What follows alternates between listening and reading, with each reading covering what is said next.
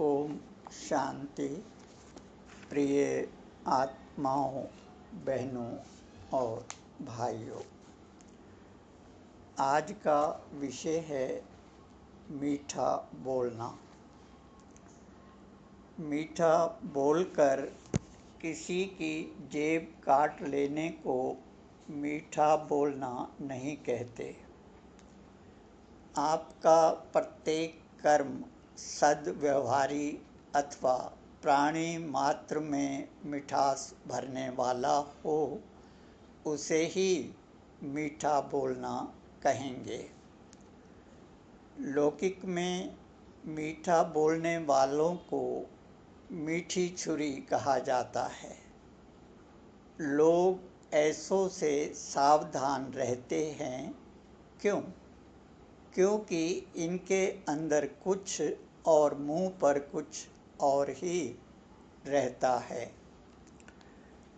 यूं तो दुकानदार भी ग्राहकों से मीठा बोलता है। उसके इस मीठेपन का असली पता तब पड़ता है जब आप उससे खरीदा माल वापस करने जाओ। तब उसका हाव भाव, शक्ल सूरत एवं बोली सभी बदले नज़र आते हैं। केवल लाभ प्राप्त करने के लिए मीठा बोलने को मीठा बोलना नहीं कहते। ग्राहक से मीठा बोलने वाला ये व्यापारी क्या अपने अधीन कर्मचारियों से भी वैसा ही व्यवहार करता है? यदि नहीं तो ऐसे दोगलेपन को मीठा बोलना कहेंगे क्या? प्रत्येक व्यक्ति के जीवन में हर घड़ी परिस्थितियां बदलती रहती हैं।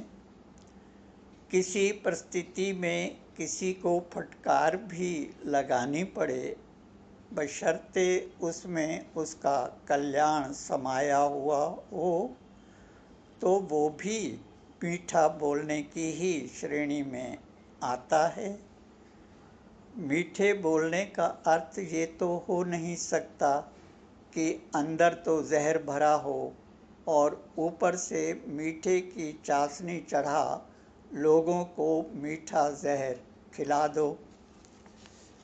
किसी को दुख न देना, किसी का हक न मारना, अमानत में खयानत न करना, ठग विद्या से दूर रहना, मुसीबत में किसी की मदद करना, अपने कर्तव्यों को ईमानदारी से निभाना, लाख मुसीबतें आने पर भी सत्य मार्ग पर अडिग रहना, ऐसे श्रेष्ठ कर्म मीठा बोलने की श्रेणी में आते हैं। मीठा फल ऐसे कर्म ही लाते हैं।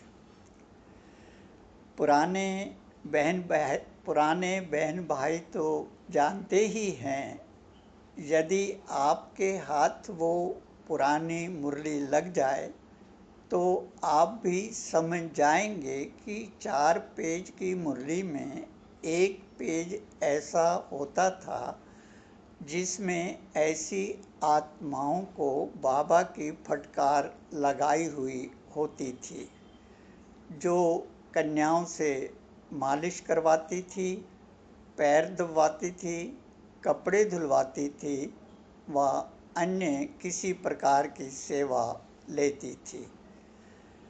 ऐसी फटकार में भी मिठास भरी होती है, जो किसी को समझाने के लिए हो। आपके कल्याणकारी कर्म ही सच्चे एवं मीठे बोल हैं। जब आपके कर्मों से किसी की हानि ही नहीं होगी तो आप लोगों को मीठे तो लगोगे ही। अच्छा, ओम शांति।